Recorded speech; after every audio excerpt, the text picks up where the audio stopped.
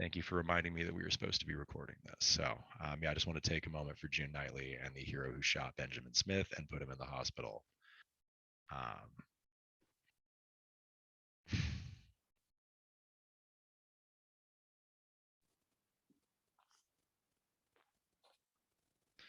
cool. Thank you all for that, because I think it's really important to take a moment to honor the people who have put their life on the line. Because just like Kwame Ture said, anytime we're talking about revolution, we're talking about bloodshed. And when you are a medic and nonviolent, a lot of times that means you are being willing to have your bloodshed for the cause. So shout out to the people who put their life on the line. So with that being said, the choice for self-defense, the fact that we had our people armed on the ground, the fact that we had people who were doing security there who were able to stop this person before they caused any more damage. The idea that people should be in charge of their own self-defense and qualified for their own liberation, that was something that the Black Panther Party stood for. That was one of the foundational beliefs of Huey Newton, is that in order to be free, people had to be capable of defending themselves. So on that note, let us get right into it. So the Black Panther Party, originally founded as the Black Panther Party for Self-Defense, was the largest and most diverse Marxist party in the history of the United States. They were founded on October 25th, 1966 by two gentlemen, Dr. Huey P. Newton and Chairman Bobby Seale. And the party lasted in some form until 1982, when the last issue of the National Black Panther paper went out, and that is as good a time to formally call the end of the party as any other.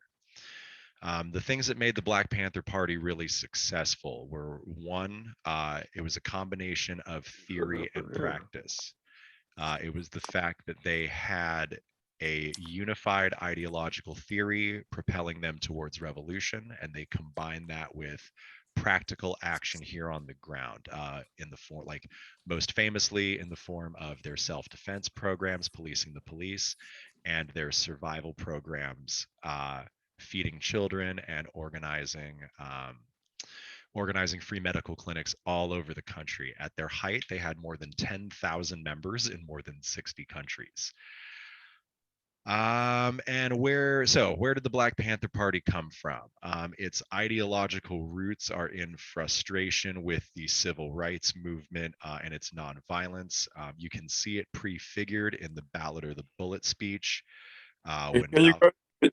Can you guys hear now? Yes, Kat, we can hear you just fine, brother. Oh Jesus. Okay, I'm sorry about everything, man. No, brother, you're all good, man. We're glad you made it happen. Like, it's your wisdom's really, really important and really valuable in this space. Yeah, I'm sorry, wasted 15 minutes. That's okay. You're all good, my friend. It's better late than never. Sure. Yeah. I just tuned in about the time it was supposed to start, and I should have tried to give it a trial run before. Yeah, no worries, man. We're just glad you made it. Okay. Yeah. So like I said, brother, I'm gonna go through. Yeah. So I'm just gonna kind of do a little bit of a rundown of the national history, and then I'm gonna pass it off to you, and whatever wisdom and stuff you have to share will be excellent. And then we'll open it up to questions after that, if that sounds good. Okay, good. Cool. So like I was saying, starts with frustration with the slow pace of the civil rights movement. In spite of the passage of the Voting Rights Act of 1964, many things did not change practically in the South, which is the reason why SNCC and Stokely Carmichael were doing those marches in the Lowndes County that we talked about last week. That's why folks were engaged in the freedom rides, because the federal government can write something down on a piece of paper, but that doesn't mean a bunch of Southern fucking racists and pigs in the old Confederacy are going to actually let Black people vote. So there was immense frustration with the pace of the civil rights movement. One of the things that Malcolm talks about in the Ballot of the Bullet speech is like this new generation who is not going to wait, who doesn't have patience. And he says, we don't have, he's like, they're not going to listen to you old Uncle Tom handkerchief heads talking about patience. These people are tired of getting murdered and they're ready to move. And that was an extremely prescient comment that turned out to be true. Malcolm X was assassinated. The anniversary of his assassination is yesterday, February 21st, 1965. And it is a foundational event for both Bobby Seale and Huey P. Newton. Bobby opens his memoir, Seize the Time, with the assassination of Malcolm X. And he talks about how in his rage, he went out to the streets and he broke a bunch of bricks in half so he could just throw bricks at passing cars with white people in them because he was so upset and didn't know what else to do. The loss of Malcolm as a figure was incredibly foundational to a lot of folks in the Black Panther Party who really looked up to him. And Huey Newton personally believed that the Black Panther Party was the fulfillment of Malcolm X's dream of a conscious organization of Black people armed for their self-defense who were fighting on a professional basis for their own liberation.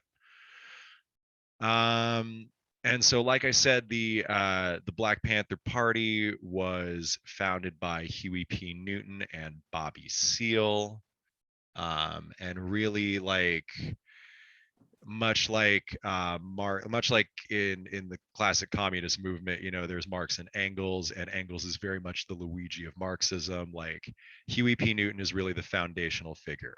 He is the genius and the innovator whose theories are the ones that really push the Panther Party together. The old Panther Party talks a lot about, in its newspaper, they talk a lot about the genius of Huey P. Newton. And this is written by Bunchy Carter on the March 3rd edition of the Black Panther paper. This is from a book called The Black Panthers Speak, which is a collection of essays and documentary evidence about the Panthers. Can't fucking recommend it enough. So he's talking about, this is the genius of Huey P. Newton, of being able to tap. Actually, let me see if I can get this up on the screen. Where is screen share? Yeah, let's get this up on the screen.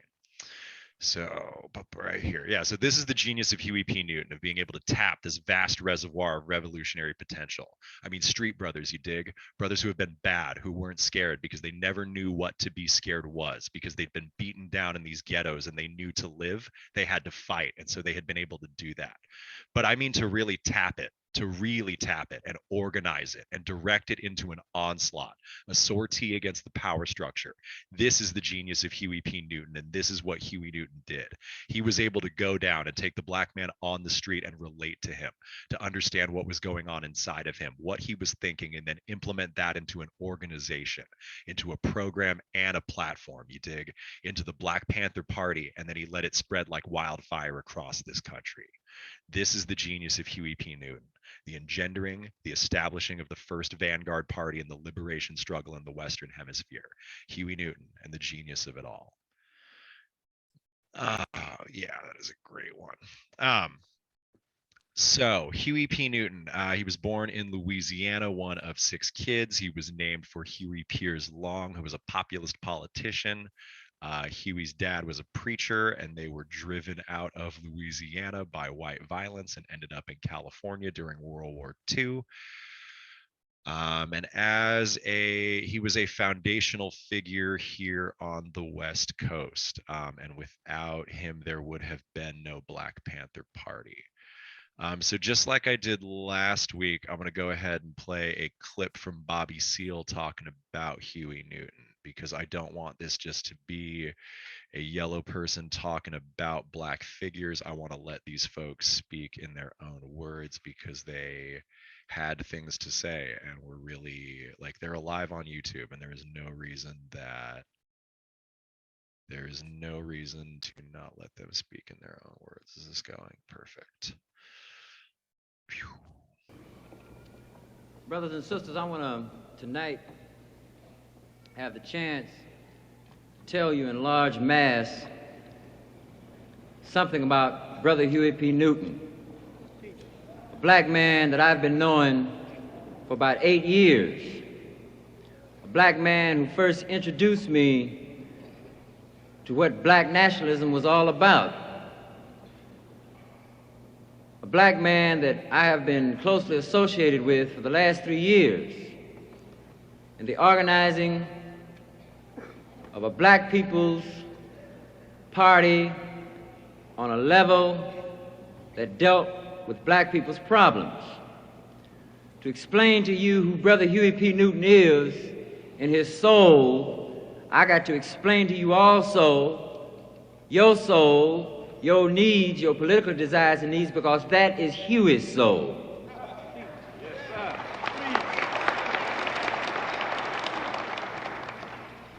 You know, I met Huey, and he told me that he first learned how to read real good when he was about 16 or 17, he was coming out of high school. One of these counselors in school told me he couldn't be college material. So Huey got mad.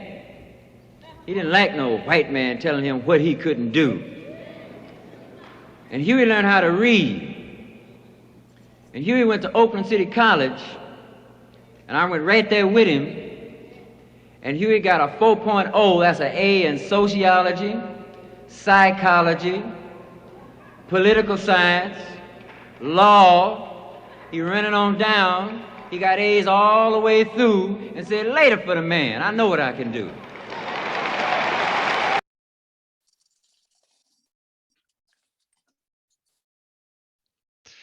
Yeah, so he was largely self-educated.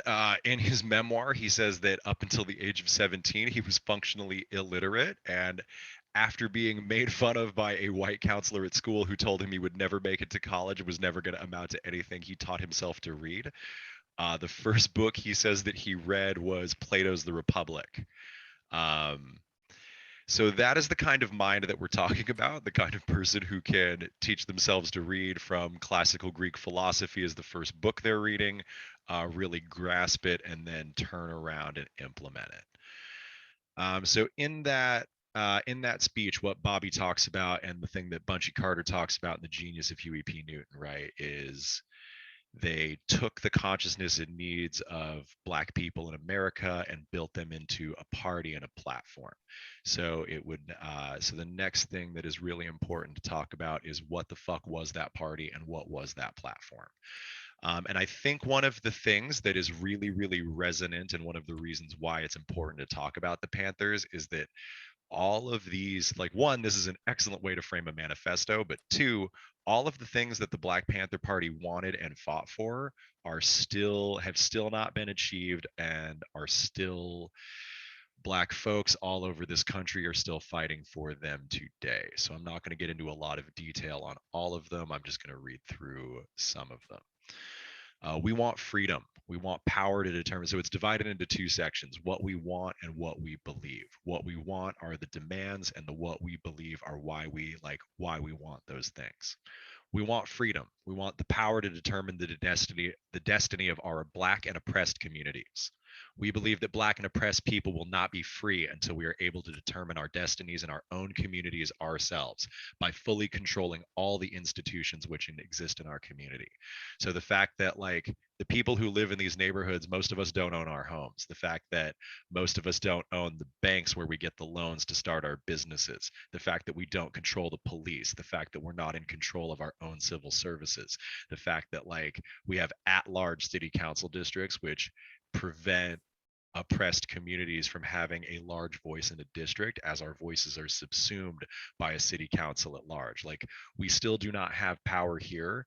And, like, in the Black Panther, Portland Panther book, they talk about how our city, like our model of city government with 5 at-large representatives, is a deliberate strategy to disempower the voices of minority communities, because instead of having districts where you have 4 white districts and 1 black districts, or 1 black district, all of the people of color are split among all the at-large districts, and our voices are always subsumed.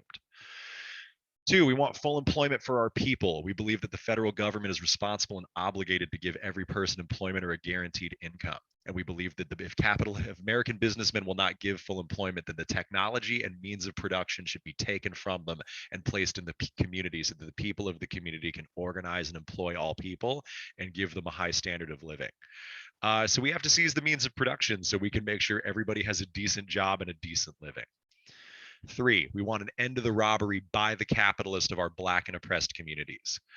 We believe that this racist government has robbed us, and we are now demanding the overdue debt of 40 acres and 2 mules. 40 acres and 2 mules were promised 100 years ago as restitution for the slavery and mass murder of Black people. We will accept the payment in currency, which will be distributed to our many communities. The American racist has taken part in the slaughter of over 50 million Black people, and therefore we feel that this is a modest demand that we can make. Number 4, and the one that is the most relevant for the People's Housing Project, we want decent housing fit for the shelter of human beings.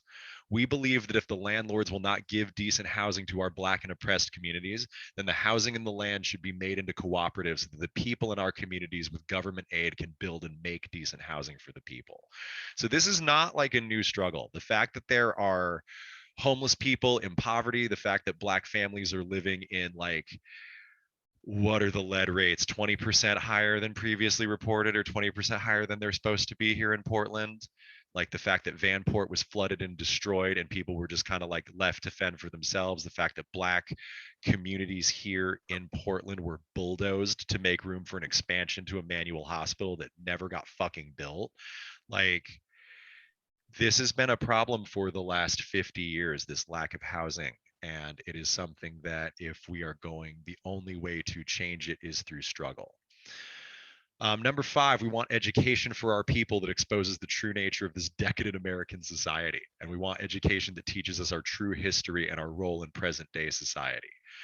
That's part of why I'm doing these radical Black history things, because again, like, what we are going to get from American liberal capitalism on ABC and CNN and CBS are not going to be radical anti-capitalist Black history. They're not going to be defenses of Kwame Ture and Huey Newton and their radical positions against the Vietnam War and capitalism. They're not going to be defenses of self-defense. And if we're going to tell the truth about what happened in this country, then we need to talk about like the most educated and powerful resistance to this country, which was the Panther Party. We want completely free healthcare for all Black and oppressed people, and we still don't fucking have universal healthcare, even though every other industrialized country on the planet has it. We want an immediate end to police brutality and the murder of Black people, other people of color, and all oppressed people inside the United States. We believe that the racist and fascist government of the United States uses its domestic enforcement agencies to carry out its program of oppression against Black people, other people of color, and poor people inside the United States. We believe it is our right, therefore, to defend ourselves against such armed forces, and that all Black and oppressed people should be armed for the self-defense of our homes and communities against these fascist police forces. So you see, when Black Lives Matter is talking about an end to police brutality, about police accountability, about defunding the police, like, again, these are not new fucking problems. Black radicals have been talking about these problems for 50 fucking years now. And if we're going to get anywhere as a country, the only way we're going to, like, it's going to be because we take seriously the lessons of past struggle and apply them forward. Because, like, whether you want to be a nonviolent revolutionary like a medic, or whether you want to be a violent revolutionary like Huey and Mao, like, you have to be ready for bloodshed. You have to be willing to shed the oppressor's blood, or you have to know that the oppressor might and is going to try to shed your blood. And that is what happened on Saturday, because the people who showed up for that fucking peaceful march did not show up to shed blood. They showed up to march for justice, and they were fucking shot at. Because even if you try to make nonviolent revolution, we're talking about bloodshed. So, we want freedom for all people in U.S. federal, state, county, military prisons, and jails. This is even before the explosion of the prison industrial complex. They are talking about this as a problem. One of the programs that they thank you, Kim, that's fascinating. I did not know you had 2 tiers of healthcare in Canada. So you can see how little has changed and how relevant these fucking demands are. And that is one of the key things to take away from the Black Panther Party, and why it's important to study their tactics, because the vision that they wanted for America has still not been achieved, and the problems that they saw with it are just as relevant as they ever were. Cool. So let's the fact of the matter is so what did these folks know? And how did they arrive at these conclusions? Like what was Huey's philosophy, right? Huey's philosophy, he is an anti-capitalist dialectical materialist. And this is from a speech that he gives at Boston College in 1970. The Black Panther Party is a Marxist party because we follow the dialectical method and we integrate our theory with practice. But we are not mechanical Marxists and we are not historical materialists. Some people think they are Marxists when they are actually just following the thoughts of Hegel. Some people think that they are Marxists, but they refuse to be creative and are therefore tied to the past. They are tied to a rhetoric that does not apply to the present set of conditions. They are tied to a set of thoughts that approach dogma, what we call flunkyism. So he is critiquing most of the Marxists, in Huey's opinion, are flunkies of Marx who are repeating dogma and vocabulary that have nothing to do with fucking today. And once again, that is an extremely relevant problem to today. Huey. Marx, as a social scientist, criticized the other social scientists for their attempt to explain phenomena, or one phenomena, by taking it out of its environment, isolating it, putting it into a category, and not acknowledging the fact that once it was taken out of its environment, that phenomena was transformed. For example, if in a discipline like sociology, we study the activity of groups, how they hold together and why they fall apart, without understanding everything else related to the group, we may arrive at a false conclusion about the nature of the group. What Marx attempted to do was develop a way of thinking that would explain phenomena realistically. So for Huey Newton, logic, and for Karl Marx, and for people who believe in the concept of dialectics as philosophy, which includes me, and that is one of the foundational philosophies on which this whole people's housing program was invented and developed, like, you can't just look at homeless people or homelessness in isolation. Like, there isn't a homelessness problem. Homelessness is connected to every other phenomena under capitalism. And like, the fact of the matter is, our society produced this as an outcome, just like it produces prisons as an outcome. So we can't just look at the prison industrial complex. Like, we have to look at capitalism and how that intersects everything. We have to look at patriarchy and homophobia and transphobia and how this informs fucking everything, because it's not an accident that, like, it's not an none of the things about our society that we have today are the result of an accident. They're all the result of a historical process. And oh wow, there are 4 people in the waiting room because I am too busy talking and not paying attention enough to that. So what Marx, yeah. So part of the reason I bring this up is also to point out that, like, anytime people try to tell you that Marxism or socialism or dialectical materialism are like a white thing or too advanced for the working class, like, this is a black dude who taught himself to read at the age of 17, who became a dialectical philosopher and got a PhD. Like, Huey told everybody that they should read. When Aaron Dixon, the founder of the Seattle chapter of the Black Panther Party, went to Bobby Seale and asked him what he needed to do to start a chapter, the first thing that Bobby did was send him a list of 25 books and said, read all of these. Because for them, the, like, education that exposes the true nature of American society is inseparable from revolution.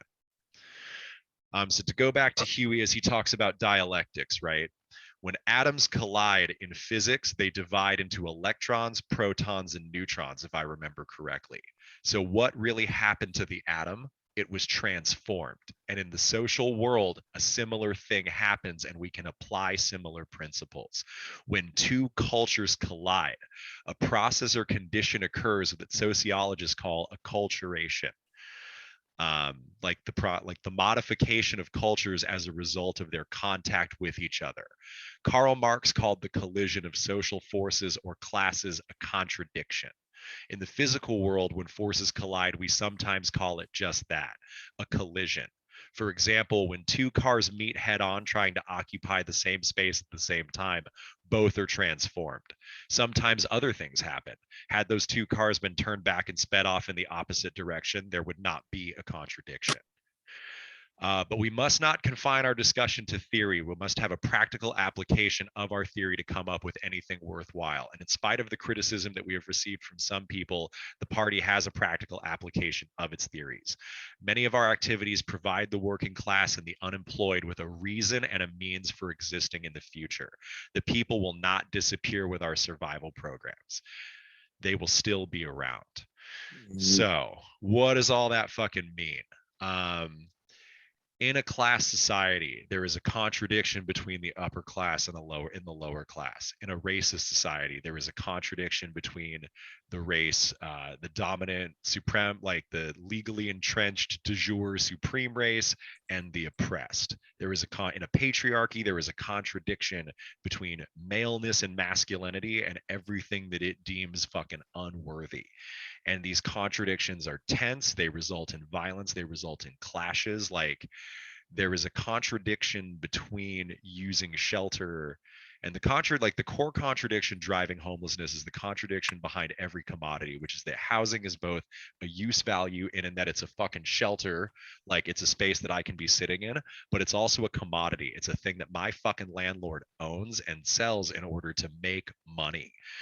And anytime that things that should be human rights, like shelter, food, healthcare, and housing, are treated like commodities, you have endless human rights violations. And it's why the homies are out there on the streets right now. Because in a class society, when housing's a commodity, if you can't fucking afford it, you don't fucking get it. And capitalism cares more about things as exchange values, like what you can sell this house for, than it does about things as use values, like how many people can this like place shelter. You know what I mean? So in order to resolve that contradiction, we are going to have to fundamentally change the system by which housing's allocated, which means transferring from a fucking capitalist system focused on exchange value to a socialist system focused on use value. But how do you have a revolution when you don't have the power and people aren't ready for it? That's why we're talking about these survival programs, and that's what the Black Panther Party did. Huey said that the only way that people learn is through reading, observation, and participation. And he says that because people are oppressed under capitalism, their education fucking sucks and they're taught not to read. The best way to teach people, especially the proletariat, is with observation and participation. So that's what they did. The first action that the Black Panther Party ever took when it was just fucking Huey and Bobby is there was a street corner in Oakland where there was no crosswalk and no stop sign, and people kept getting hit by speeding cars. And like the community had gone to petition the city council to put in a stop sign, and they fucking wouldn't. So Huey handed his shotgun to Bobby and took a fucking stop sign down there that they stole from somewhere else and said, we're gonna put stop signs here and turn this into a four-way stop. And if anybody tries to stop me, fucking draw on them until I'm done. And they put a fucking stop sign on all four corners of the thing. And there were no more deaths at that crosswalk. That is taking direct action. They did not have permission from the city to do it. They saw a need and filled it, and people respected that action. Because Black people were being brutalized by cops, they would follow the police around, because California used to be an open carry state where you could ride around with a long gun as long as it wasn't concealed or pointed at anybody. So they would drive around with a car full of brothers and guns following police cars. And anytime the cops pulled somebody over, they would all get out. And there would be 4 armed Panthers standing, watching the interaction go down, making sure that things like what happened to George Floyd didn't fucking happen, because an armed people are much fucking harder to oppress. The Panthers directly prevented murders and brutality through these actions. They were correct to do it. And after they started doing this, the Republican state legislator and the Republican governor of California, Ronald Reagan, passed the Mulford Act, which was the first big gun control act in California history, and banned open carry. So they were all good with guns until Black people started using them for their own self-defense, and that is the story of the NRA, who did not defend Philando Castile when he was shot by the cops, even though he was a licensed concealed carry permit holder. But In addition to their militancy, the Black Panthers also served the community. One of the contradictions in our developed society is that we have one of the highest rates of child malnutrition, and it used to be higher. So they started a Breakfast for Children program, which was one of the most successful programs the Panthers ever did. At its height, it was feeding more than 25,000 kids nationwide per week. Like I said, in 60 different cities. They also set up people's healthcare clinics, giving folks free healthcare, because all of these demands, because the government would not meet them, they work directly to meet the needs of the people, both as a way to demonstrate their commitment to the people, to help the people survive, and to recruit other people into joining and helping with the party. They also did busing to prisons, one of the first organized prison solidarity or programs on a nationwide scale, where they had rented buses and would drive folks to prisons, because most of the prisons are in rural areas and Black families were not able to see their Black folks in prison were not able to see their families. Black families were not able to make it out there. So they set up busing, and then they had people's education programs all over the country, just like we are doing right here, which is really, really beautiful. So the point of founding a part, and the other thing is that, like, the point of, because they did all these things through an organized capacity, they were able to capture a lot of energy. The point for Huey Newton of having a vanguard party, he says, quote, "The vanguard party must provide leadership for the people. It must teach the correct strategic methods of prolonged resistance to the state through its literature and its activities. If the activities of the party are respected by the people will follow that example, and this is the primary job of the party." The point of the People's Housing Project doing these emergency shelters is not just to shelter people, though obviously that is a key part of it. It is also to teach people the methods of resisting the state. It is to teach houseless folks the methods of resisting the fact that the state sweeps them. It is teaching housed folks what we can do in solidarity to resist this unjust war criminal state as it fucking sweeps homeless people around.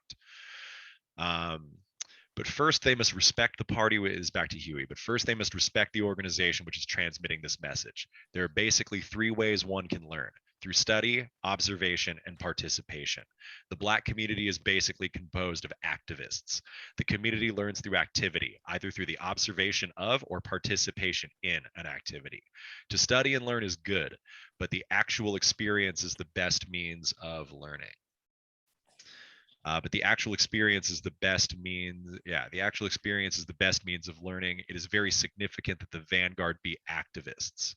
The main function of the party is to awaken the people and to teach them the strategic methods of resisting the power structure. And that structure is not only prepared to combat the resistance of the people with massive brutality, but to annihilate the entire Black community and population.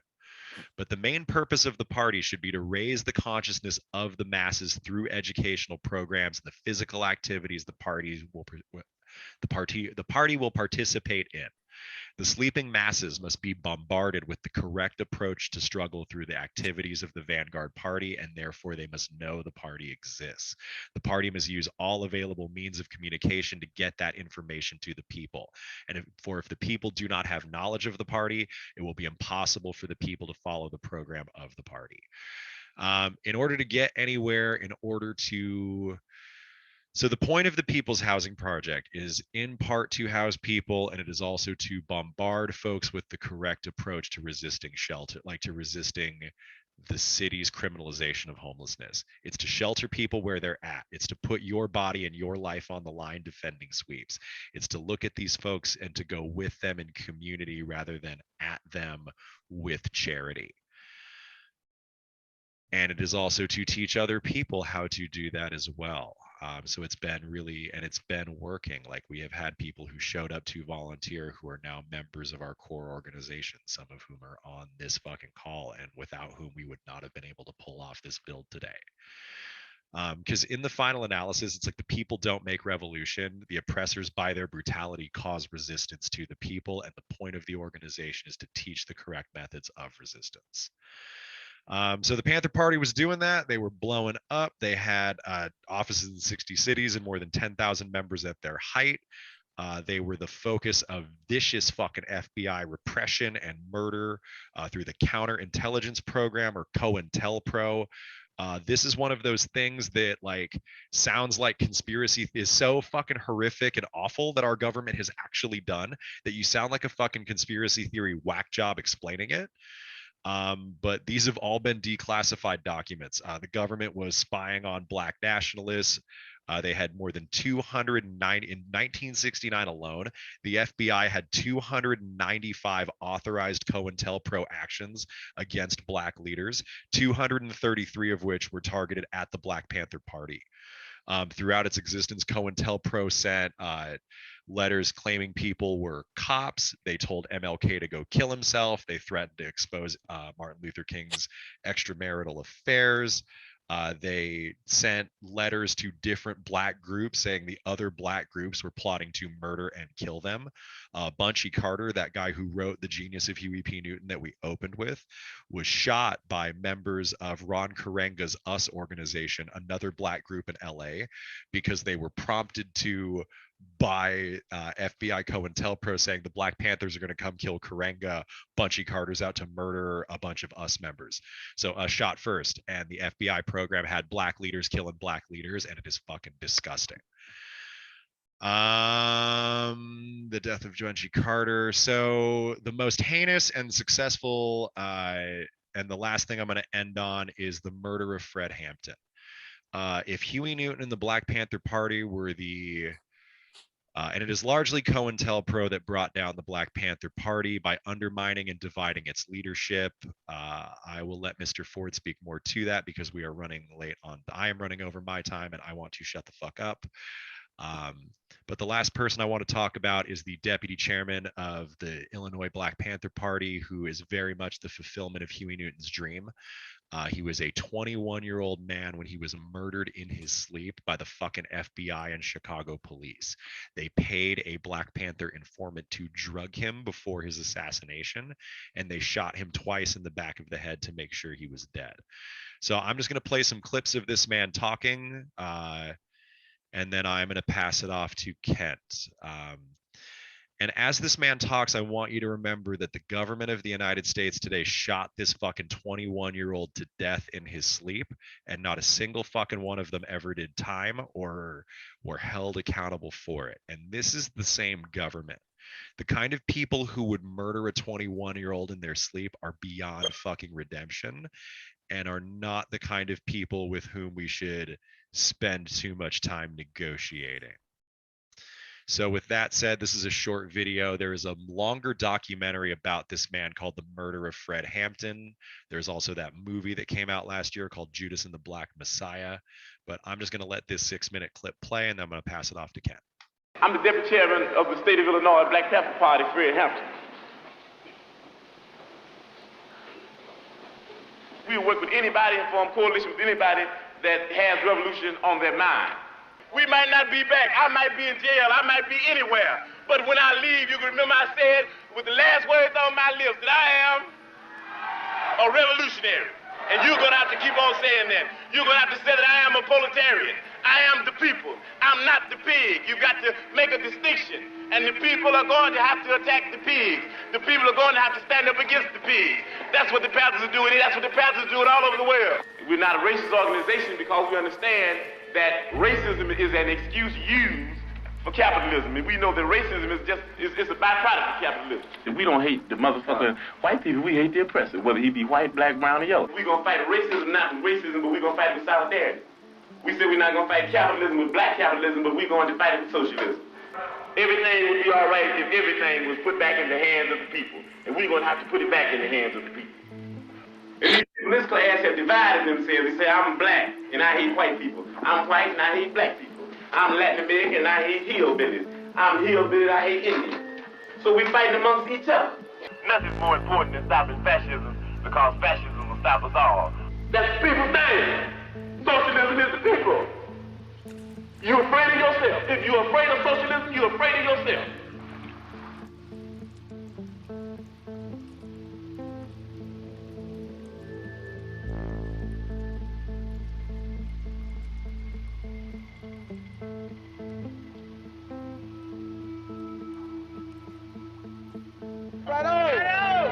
With no education, you have neo-colonialism instead of colonialism. What we're talking about is there has to be an educational program. That's very important, because if they don't have an education, then they're nowhere. You dig what I'm saying? They're nowhere because they don't even know why they're doing what they're doing. You understand me? You might get them caught up in because they're poor and they want something.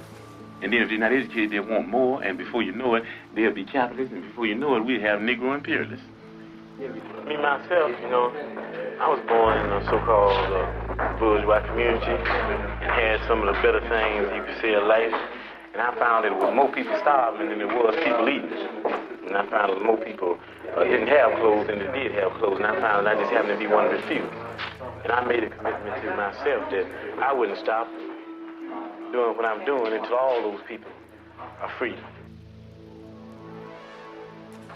You got black Easter, you got black Christmas, you got black brown all day, you got black April Fool, ain't here toward nobody but black businessmen. And I say that anybody that comes into our community and does any type of situation that does not meet the needs of the masses, that I, Chairman President of the Black Panther Party, says that I catch that nigga by his collar neck and beat him to death with a Black Panther paper. We not doing it.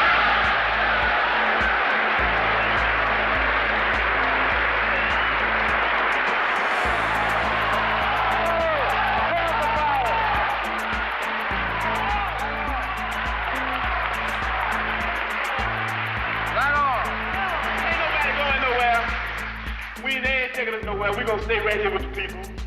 We're going to have to move, and we got to move fast, we got to move hard, and we're going to have to move organized.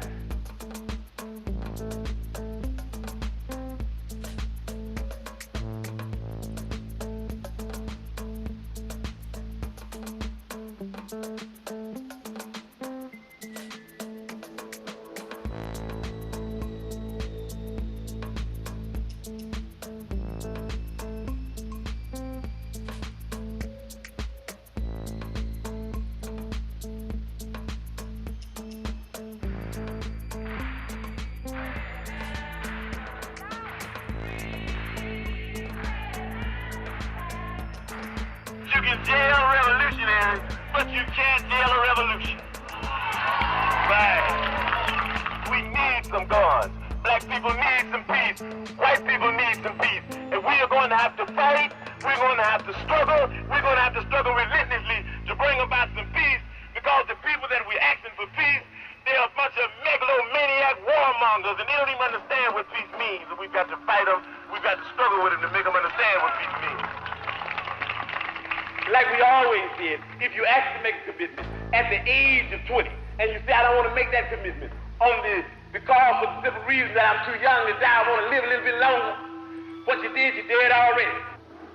I'm saying something that might wake up some other exploited people and some other oppressed people, and if all these people ever get together, then these pigs that are exploiting us, we'll be able to run them into the lake. That's why they want to get rid of us. I don't believe I'm going to die from slipping on a piece of ice. I don't believe I'm going to die because I got a bad heart. I don't believe I'm going to die because of lung cancer. I believe that I'm going to be able to die what I was in the thing that I was born for. I believe that I'm going to be able to die high off the people. I believe that I will be able to die as a revolutionary in the international revolutionary proletarian struggle. Why don't you live for the people? Why don't you struggle for the people? Why don't you die for the people?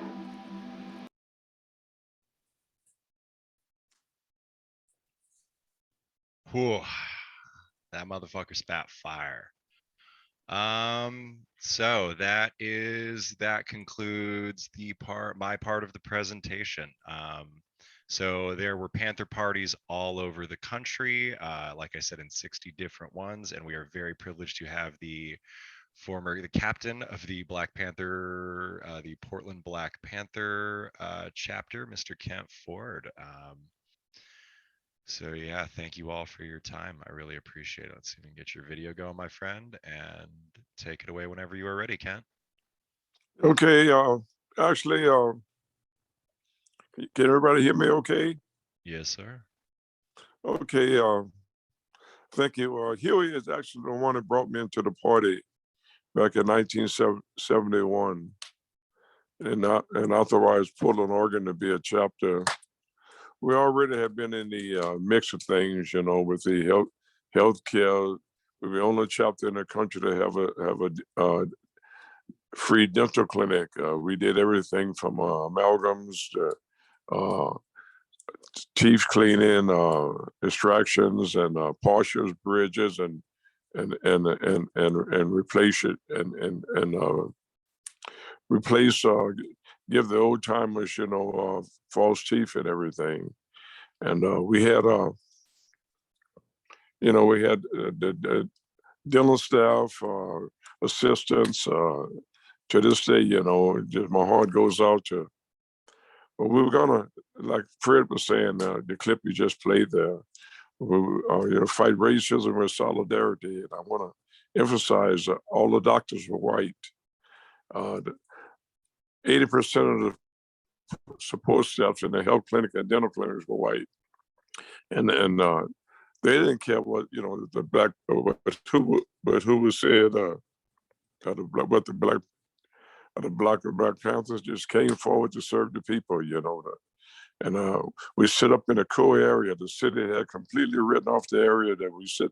We had the health clinic and dental clinic, which was less than a half a block apart, and so that was, and we maintained and sustained those clinics, actually survivor programs for about 10 years. And the breakfast went on for about 4 or 5 years, and nationwide we fed 30,000 kids a week. And it was the breakfast program was one of the biggest and baddest things that we done. And they were transporting Bobby Seals from San Francisco back to Chicago for the Chicago 8th trial. And we didn't have texts or emails or none of that stuff back then. We had the old-fashioned mimeograph machine, and he distributed a 16-page memo urging each chapter to begin a breakfast program. So that's pretty much. You talk about the repression, COINTELPRO, and all that stuff, and the war in Vietnam, and actually, what brought me into the party was the war in Vietnam. It was the only Black organization besides SNCC, and that was against the war in Vietnam.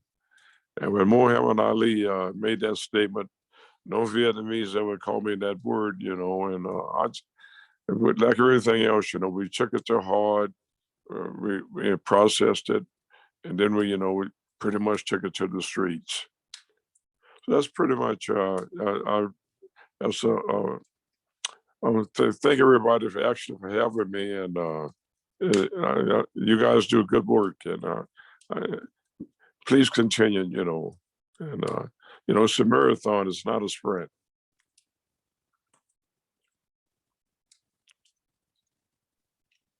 So that's pretty much it for me, and more than happy to take as many questions as you have,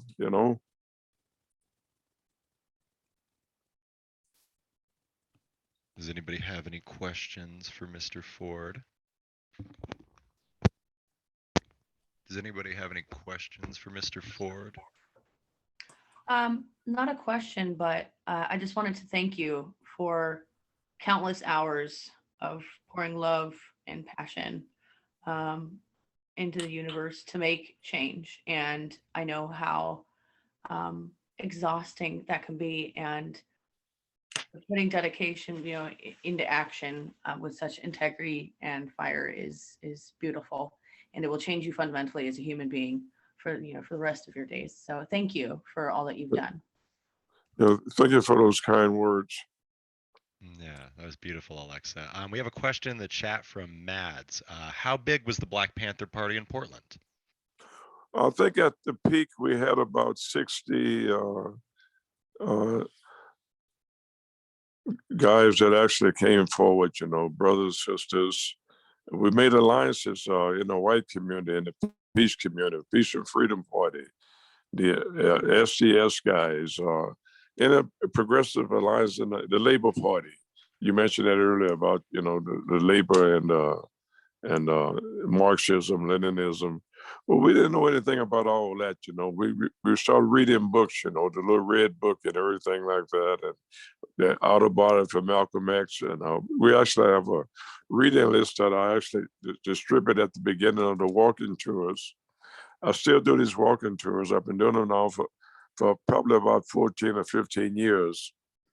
And we do them with colleges, universities, community groups. And we go to the MLK school, which actually it was an MLK school then. It was called Highland School. It's a Highland neighborhood. And there was a church up 2 blocks up the street where the kids would come and we feed them every morning. At the height, we feed 125 kids a day. And a good nutritional breakfast, and you know, to give them, and then also, you know, give them an apple and an orange or banana or something to take to school so they have something to eat during the day. And that was kind of like I said, you know, it was one of the biggest and baddest things that we done. We never, I swear to you, I have 50 years later, I have people coming up to me, kids coming up to me that was kids then,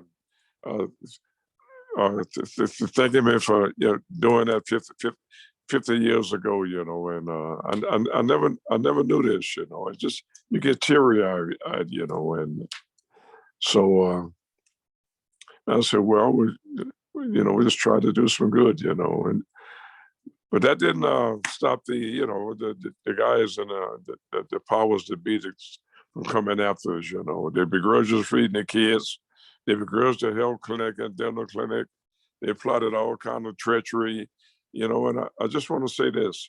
If they don't come after you, you're not doing nothing right.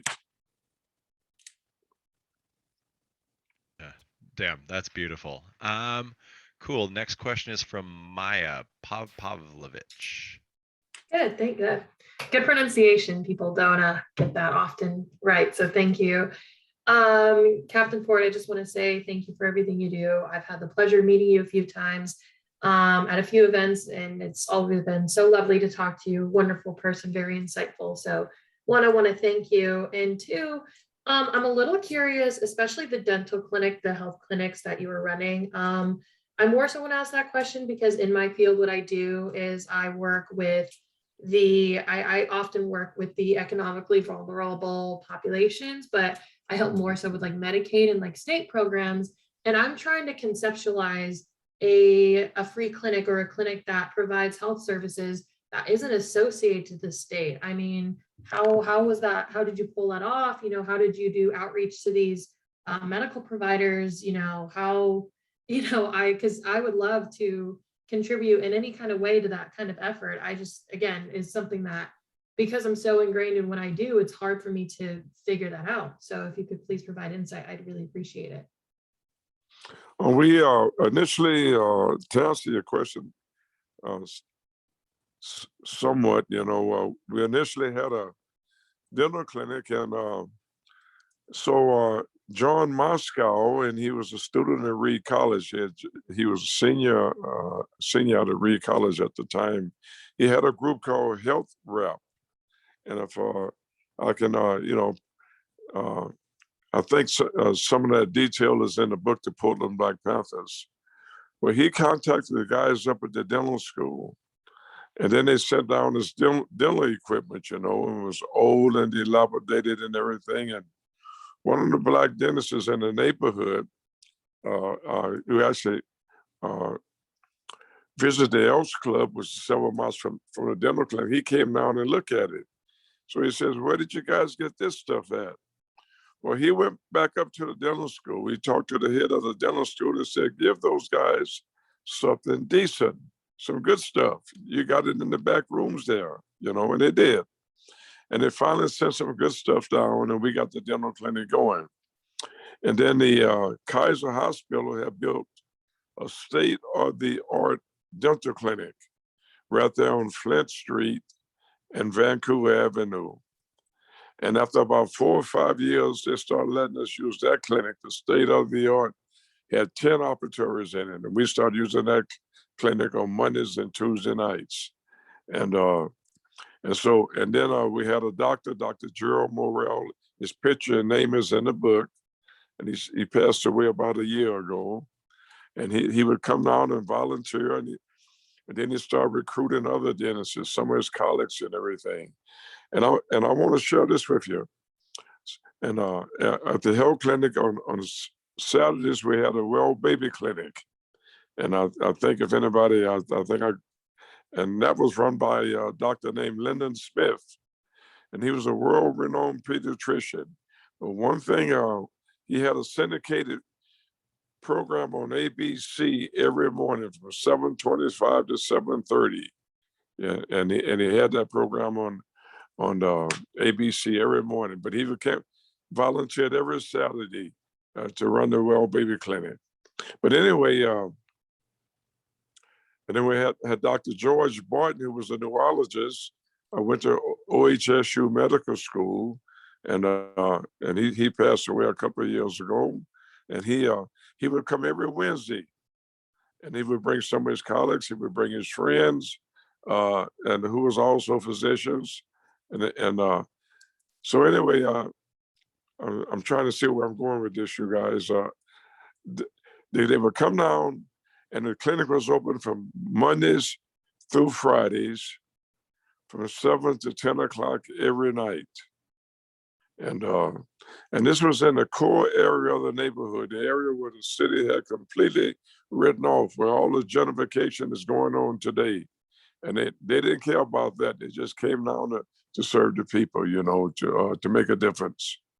And I, you know, and just like the young man said earlier, you know, I've seen what can happen, you know, when we come together, you know, just after we did with the murder of George Floyd and Breonna Taylor, and when we come together and what we can pull off, and what we can accomplish, and you know, and again, I want to say it's a marathon. It's not a sprint, you know, and again, we're going to fight racism and solidarity, you know, and if we hadn't made those alliances in the white community, you guys, I never would have got out of jail. They intended to, I was facing 15 years. They intended to put me in jail and keep me there. And that's what they were doing here in Portland, Oregon, you know, and then anybody that had an opposition to them, you know, just get them on any little infraction. And it was a guy, a group in the white community, you know, said, Kent, this is the lawyer you should get. I didn't have a legal pool. We didn't have a legal pool or anything like that, you know, and I got that lawyer, he beat the case. The case lasted for 2 weeks, and he beat the case in the first 5 minutes of the trial. What they would do, they would go to grand jury and tell one story. And then he came to the trial, and the police would tell another story. And then right then he got him for perjury. And right then they know, you know, that, you know, we had a little more intelligence, and they had to go a bit further from what they have been pulling, you know, just to throw us in jail and put us away on these secret indictments. And that's what they have been doing in the history of Portland, Oregon here. And we print up a list of judges, you know, some good judges, some liberal judges, some neoliberal judges, you know, and some fascist judges. And so you go before this judge, you go before this judge. The rest of the guys, you know, we put a list out there, you know. And then there was another group, and my hat goes off to them, you know, was the White Panthers. He mentioned a lot of groups earlier, you know, but they were actually formed here in Portland, Oregon. And we all work together for progressive issues, you know, voters' rights. The same thing we fight in today that the young man said earlier. Voting right. 50 years later, we still fighting for the same thing. You know, voters' right, and the platform number 7, the end of police brutality and harassment. You know, the issue of land, bread, housing. That's why my hat goes off to you guys, you know, about the work that you're doing. Is powerful. Thank you, Kent. With that said, I hope I answered your question. If not, I actually, when I do those walking tours, it's the questions that really get me going. I can go back 50 years, and then I can project into the future. But I want to say these after George Floyd, after they dusted George Floyd, these were the biggest protests in the world, in American history. And Portland, Oregon led the world, not just America, but the world in the sustaining the protests. Thank you, And what was Oh, it sorry, about Portland? What was it about Portland? Well, but that's anyway. Thank you, guys. I'm trying to see where I'm going with this.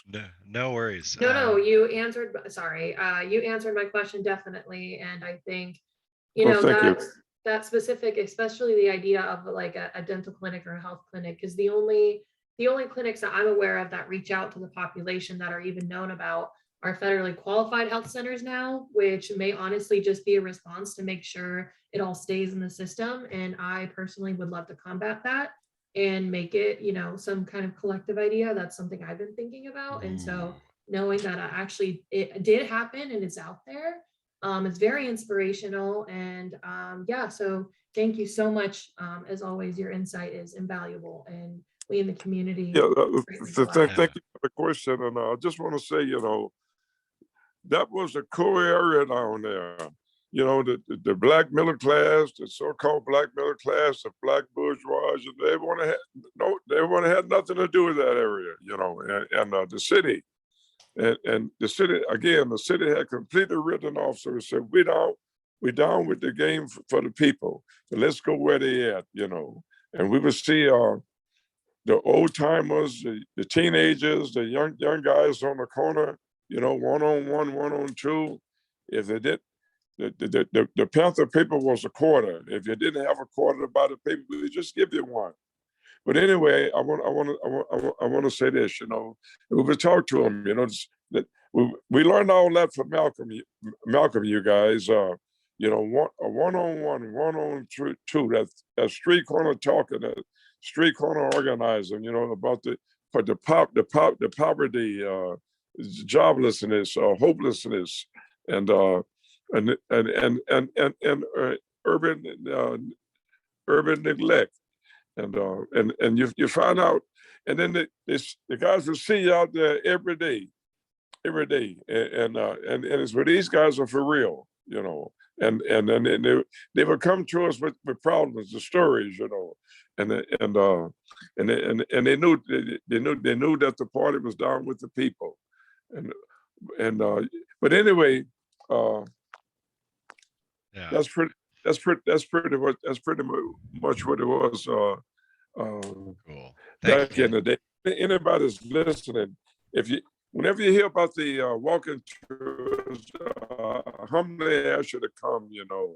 And it's the questions that get me going on the walking tours. I can point out certain things. We go to the first building we had when I got out of jail, and that the first building we had when I got out of jail, the resistance was upstairs, and those guys, they would come to the resistance building, they'd give them a bus ticket, and they would go up to Canada and ride out the Vietnam War. But we were downstairs. They give us the first floor. It was a 2-story house on Cook Street. Then we moved up the street on Union Avenue, which is currently MLK. And after Dr. King's assassination, it took the city a couple of years to get into the Martin Luther King business. And that's when they came up with Rosa Parks Boulevard, Cesar Chavez Boulevard, Rosa Parks, MLK Boulevard, and they pushed all that through. But that was supposed to solve things, and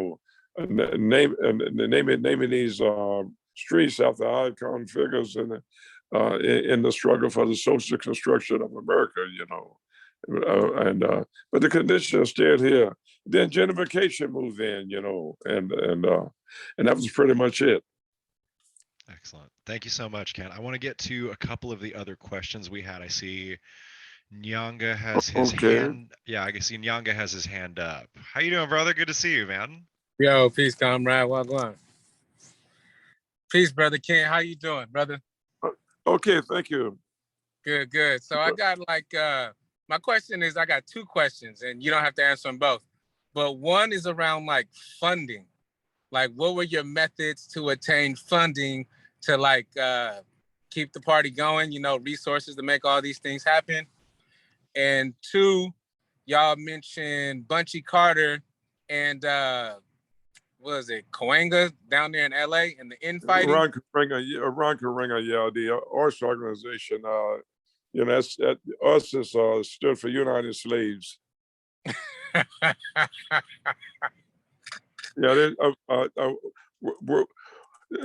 they were a fifth column world class jackals. Yep.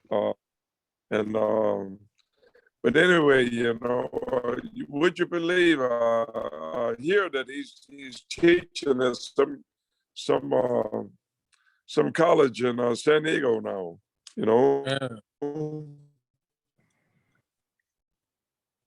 and but anyway, we didn't let that stop us. We had to donate to the clinics and everything, and keep the lights and utilities on, and everything was sort of like at a bare minimum. What it cost back then to keep things going, probably would be a lot more today, just like daycare, shopping in the grocery stores and everything. And this is why, we have to, and it was mentioned earlier, we're the only industrialized nation that not have a national health care policy. Our neighbors to the north have a national. They have universal health care. The Cubans have universal health care. And I was in Paris some time back, and they have universal health care. And the British have universal health care, but we're the only industrialized country, the empire, the head of the empire, that don't have universal health care. Anyway, with that said, but that you had other groups, who some of the guys here, in Portland, they would come up to us, with that Karinga bullshit, we just look at it and say, you guys just go, we'll just go. Okay, yeah, that answered my question. I was wanting to know if y'all faced any infighting as far as y'all being in Portland. Infighting with the us guys are infighting in the party.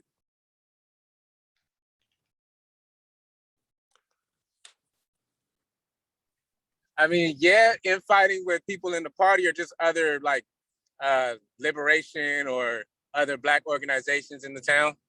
Oh, you're always gonna have that, because they're gonna the powers, they're gonna set up groups just like they did with Fred Hampton and Judas and the Black Messiah, and to come in and infiltrate you and try to cause confusion in the ranks, but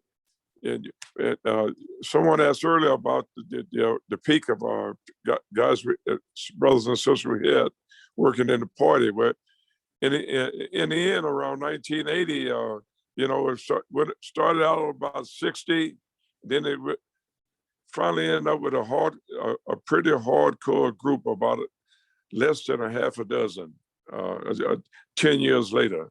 And for you guys that's out there, you get somebody to watch your back, and that knows how you think, know how you're going to move, and this and that.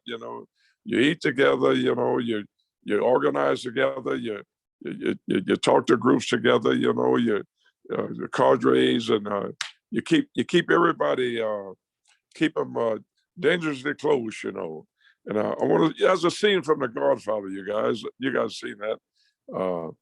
Where he says women and children can be killers, but grown-ups can't, I think that's pretty much what they said there, and you have to be close and keep tight, and just like we did during the protest, and again, it's a marathon, it's not a sprint. and I try to see. It's hard. You just take it each day. You're just like the guys in recovery. You just take and you apply it, and the guys used to say, "But Ken, when I go out there, they don't relate to me, like they relate to you." But that's mainly because they know I've been picked up, put in jail, bail out, picked up, put in jail, bail out, 15 or 20 times, But every time I bail out, I'm always back on the streets, and they will see that. They know, and those arrests, like I said, if they don't come after you, you're not doing nothing right. And it's all right. It's all right there, And that's what Malcolm done, And that's we are considered. We pattern ourselves after. He set the standard. Fred Hampton set the standard. Huey sets the standard, and that's pretty. And so I never asked Huey to bring me in the party.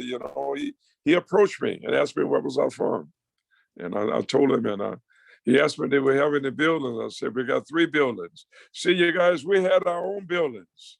We didn't run our operations out of the city building, the county building, or the state building. We had our own buildings. That way we could run our 10-point platform and program out of there. The end of police brutality, land, bread, housing, feeding the people, assisting people that's been victims of police brutality and harassment. And, it's I think Angela says freedom is a constant struggle.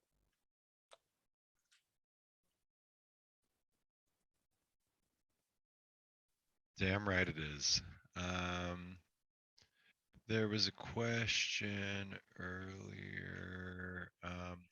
What would you say, this is from Kim in Canada, what would you say is a priority right now on the ground with the poor, given that fascism is trying to get its claws in deeper? I would say, first of all, thanks for the question. I would say, just like you guys are doing, let's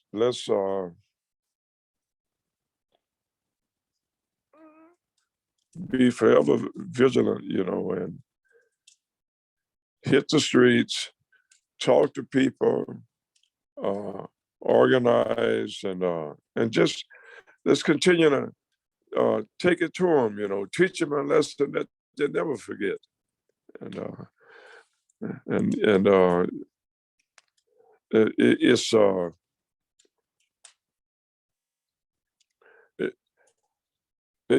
Again, if they don't come after you, you're not doing nothing right. That's why you talk to people. You look them in the eye, you see what's going on with them, where they can get services.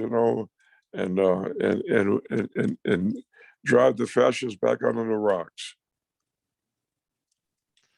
Yeah, no shit, right? Oh, that was beautiful, Ken.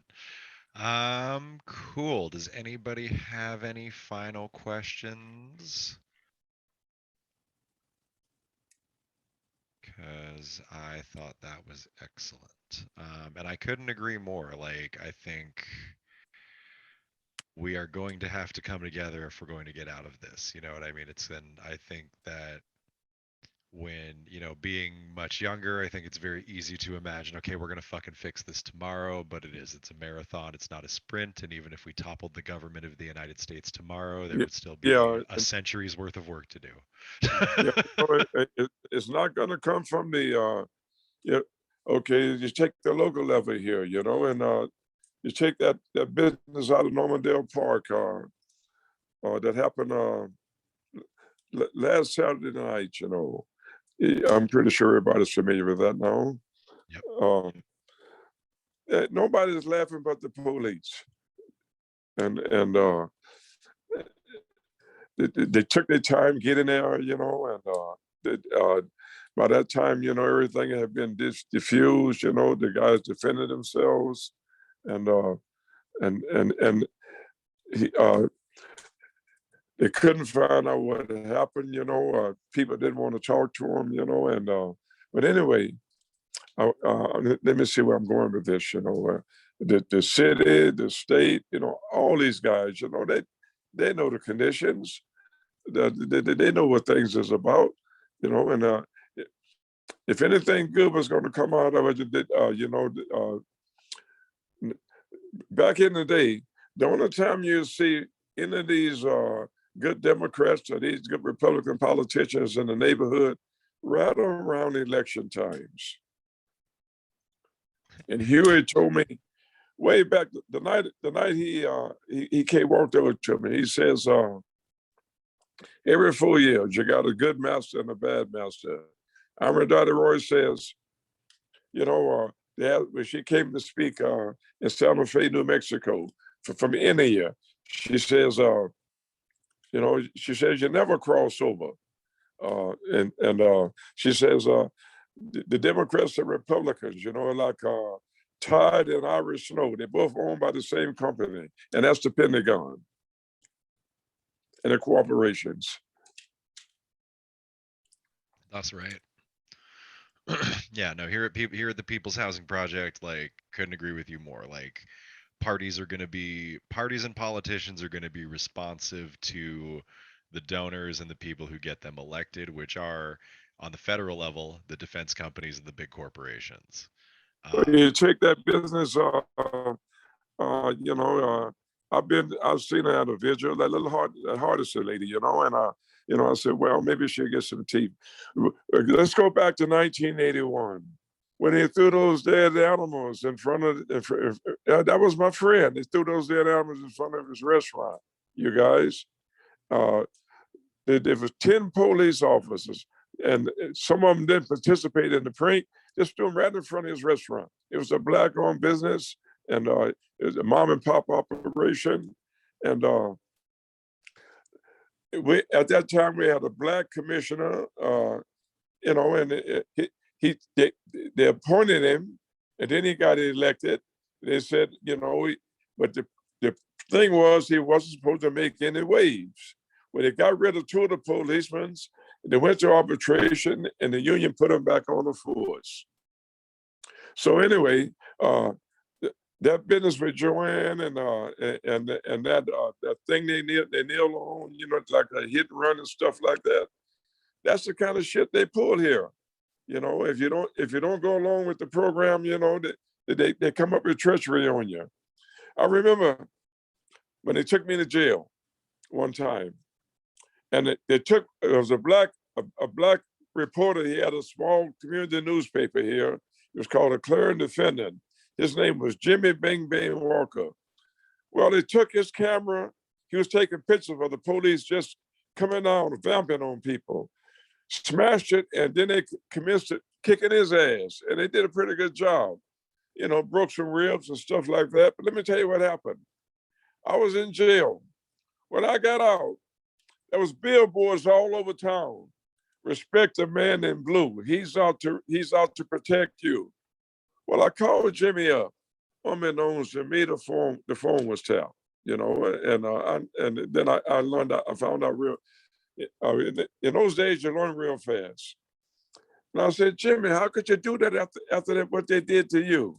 Well, I found out they gave me a job down the water on the waterfront, the Port of Portland.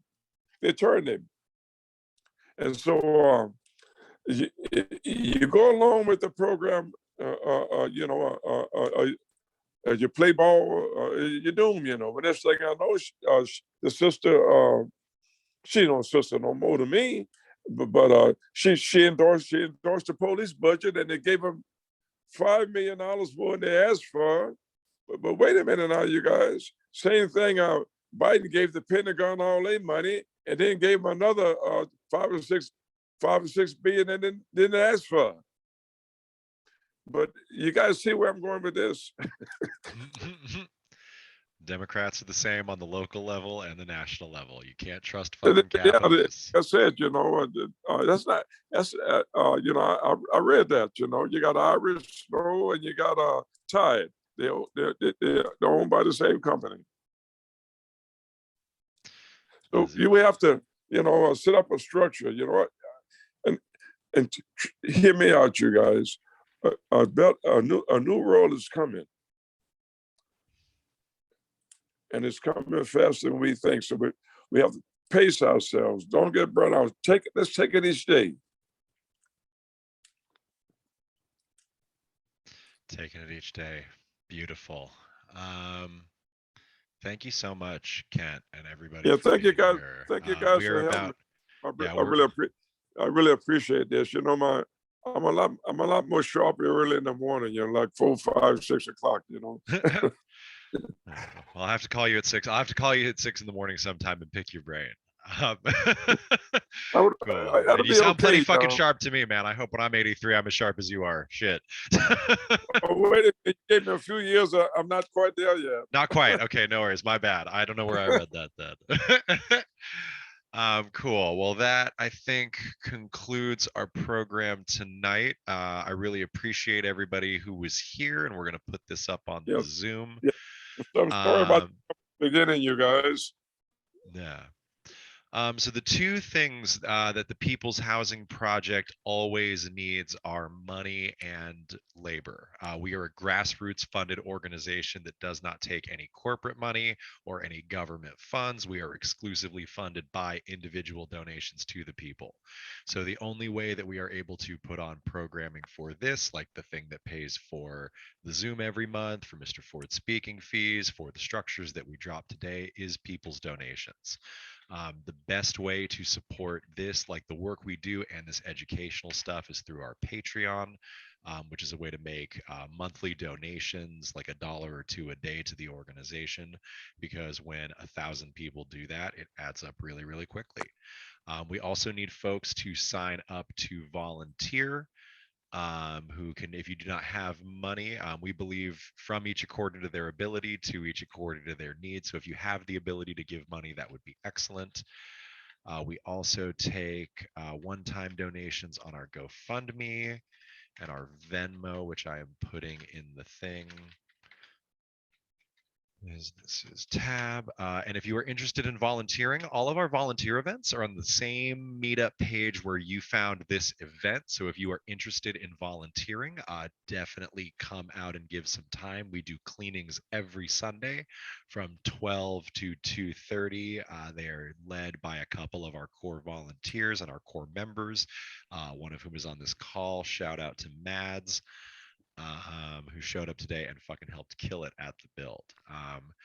Because it takes all types to make a revolution. It takes supply planners, it takes educators, it takes people like I was out there to shoveling wood chips and doing the thing, because it takes all types and all kinds of energy. So anybody who would like to come and give time who cannot give money, please do so. And if you are in the spot to help us continue this work financially, like I said, the links are in the chat. So thank you so much, Kent. Thank you again for being here, You're brother. welcome. It was fucking beautiful, man. I want to say one more thing, Please do. Anything you got? Yeah, Huey, he not only Huey, and I want to tell everybody, this business, about Palestine,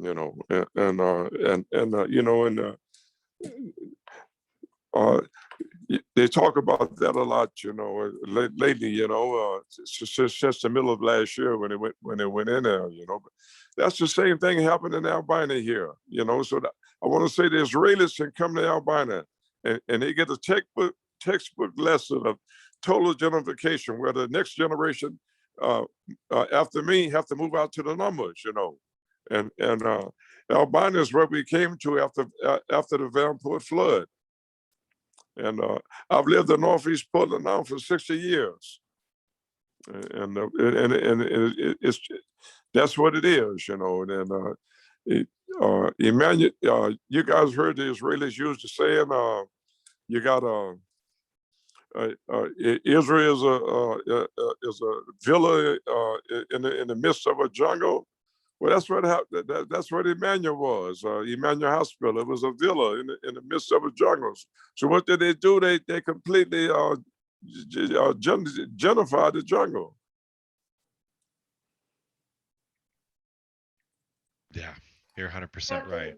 if Like I may ask, are you, I tried to go on the Vanport website to try and find the walking tours, and I just see things from 2019. So are you still doing those? Is there a way for me to find that information? Because Yeah, I'm kind of digging around. I'm going. I'm going to be doing one on Malcolm X's birthday, which is May 19th. Okay. Yeah, and you can probably get the time and everything from Vanport Mosaic, and I'll be doing some in May and June and July and for about the until into the fall, you know. And you can contact the guys for Mosaic. Just look online. You know, they usually advertise it. I generally do about five or six tours a year, and I do extra tours for the university, colleges, and schools, high schools, elementary schools, and the kids like to come too. You know, and schools like Lewis and Clark College, Pacific University, U of O. A lot of local schools, you know, and the Word is My Bond group. It's a young African American men's group.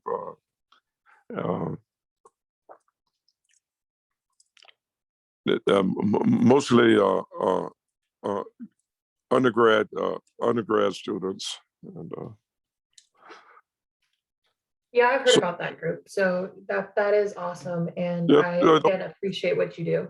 yeah, thank you. Those guys do good work, you know, and you know, and you never know, you know.